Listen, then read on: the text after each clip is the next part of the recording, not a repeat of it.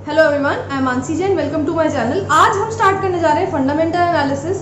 तो देखिए, सबसे पहले तो मैं एक मिथ जो है बस्ट करना चाहूँगी। एक ये प्री मिसकंसेप्शन है बहुत सारे लोगों की, क्योंकि मेरे पास बहुत ज़्यादा कॉल्स आते हैं, उनको यही दिक्कत होती है, भाई हम बिगिनर हैं, हम नहीं कर पाएंगे, हम नहीं समझ पाएंगे।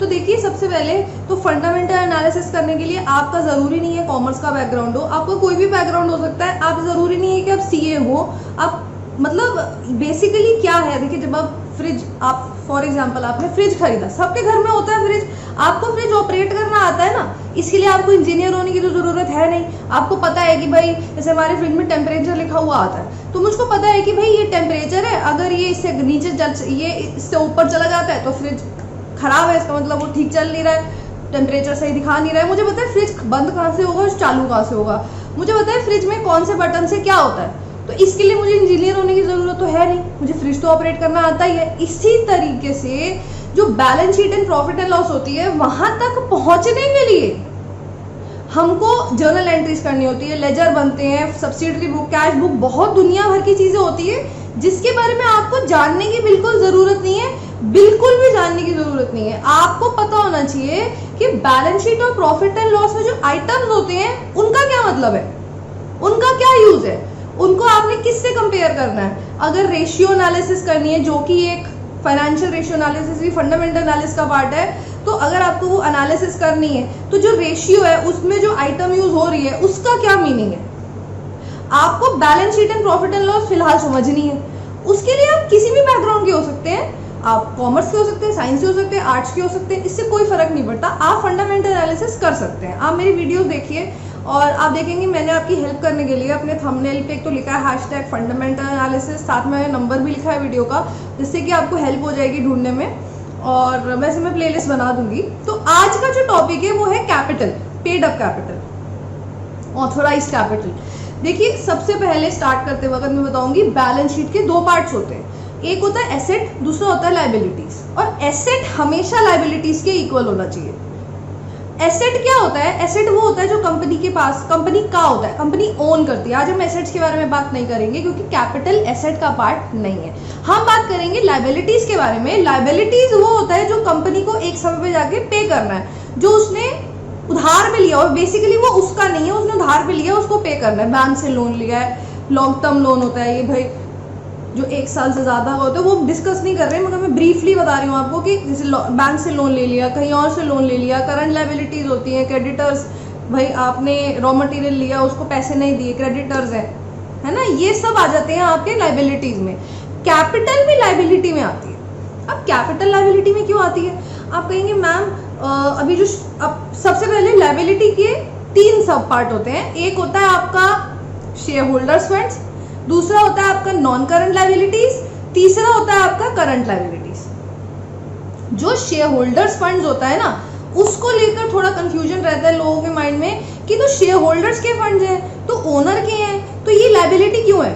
अब देखिए, आप कंपनी को एक सेपरेट एंटिटी लेके चलिए, एक पर्सन है, पूरा एक पर्सन है जिसके अलग बुक्स ऑफ अकाउंट्स है। फॉर एग्जांपल मेरी कंपनी है तो मेरे अलग बुक्स ऑफ अकाउंट्स है, मेरी अलग रिटर्न फाइल होती है, मेरी कंपनी की अलग रिटर्न फाइल होती है। कंपनी एक पूरी पर्सन होती है। ये आपको अपना पर्सपेक्टिव चेंज करना है पहले कि मैं एक अलग पर्सन हूं, कंपनी मेरी है मगर वो एक अलग पर्सन है। तो कंपनी के अलग बुक्स ऑफ अकाउंट्स बन रहे हैं। जो पैसा कंपनी में मैंने लगाया वो मेरा पैसा है, मैंने लगाया, वो कंपनी की लायबिलिटी है। ये पर्सपेक्टिव आपको चेंज करने की जरूरत है। वो तब चेंज होगा जब आप कंपनी को अलग पर्सन लेके चलेंगे। आई होप आपको ये क्लियर है। आप वीडियो को पॉज करके कमेंट करके मुझे बताइए ये चीज क्लियर है कि नहीं। आगे बढ़ने से पहले ये क्लियर होना चाहिए। अब जब जो कैपिटल होती है ना, बेसिकली कैपिटल क्या होता है? जो शेयर होल्डर्स ने लगाया है कंपनी में। अब फॉर एग्जांपल मैं किसी कंपनी का शेयर खरीद लेती हूँ तो कैपिटल का ही पार्ट होगा, जो मैंने पैसा दिया। अब ऑथोराइज्ड कैपिटल क्या होती है? ऑथोराइज्ड कैपिटल होती है वो basically, authorised capital limit set कर देती है कि कंपनी इससे ज्यादा इशू नहीं कर सकती। फॉर एग्जाम्पल, अच्छा मैं जो भी वीडियो अपलोड करूंगी उसमें लाइव एग्जाम्पल दूंगी। आज मैं मारुति सुजुकी का एग्जाम्पल दूंगी आपको, ठीक है? तो आप आगे तक देखना, मैं आपको दिखाऊंगी बैलेंस शीट में कहाँ क्या देखते हैं। तो अब for example 1 lakh shares authorise capital है, तो कंपनी इससे ज़्यादा इशू नहीं कर सकती। अब सारे एक बार में इशू नहीं करती है। सपोज करते हैं उसने 1 लाख में से 50,000 इशू कर दिए। अब 50,000 इशू कर दिए और उसके बदले पैसे भी आ गए। तो अब ये जो इशू के पहले तो ये जो इशू करी है वो होती है इशूड कैपिटल। अभी जो इशूड कैपिटल है उसी को तो सारे पैसे नहीं आ जाते उसके। तो जितना शेयर सेल करके पैसे कंपनी को मिल रहे हैं वो होती है आपकी पेड अप कैपिटल। जब आप एक बैलेंस शीट देखते हैं तो उसमें आपको कंपनी की पेड अप कैपिटल दिखेगी।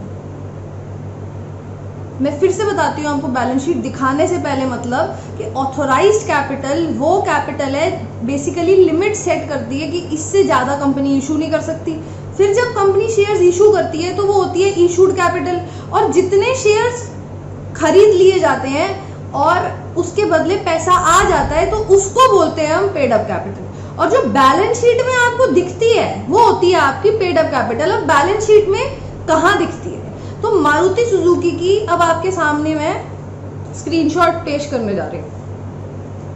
ठीक है, देखिए सबसे पहले तो आप स्टैटिस्टिक्स में देखेंगे तो देखिए फेस वैल्यू दे रखी है यहाँ पे। मारुति सुजुकी की फेस वैल्यू क्या है? 5 रुपए।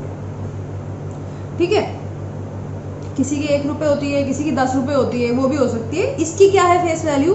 5 रुपीज है। अब फेस वैल्यू से आप बेसिकली नंबर ऑफ शेयर्स निकाल सकते हैं। अगर आप शेयर कैपिटल को फेस वैल्यू से डिवाइड करेंगे तो नंबर ऑफ शेयर्स आ जाएंगे। I repeat, number of shares कैसे आएंगे? Share capital divided by face value. देखिए अब आपके सामने बैलेंस शीट आ रही है। अब देखो ये जो बैलेंस शीट है ना, सबसे पहले आपको दिख रहा है क्या लिखा है? Equity and liabilities. Equity and liabilities के नीचे क्या लिखा है? Share holders funds. अब शेयर होल्डर्स फंड्स की जो होते हैं, सबसे पहले जैसे कि मैंने बताया लायबिलिटी के 3 पार्ट होते हैं, share holders funds, non current liabilities, current liabilities, है ना। अभी जो शेयर होल्डर्स फंड्स होते हैं इसके भी आगे सब पार्ट्स होते हैं। इसमें सबसे पहले क्या आता है? Equity share capital.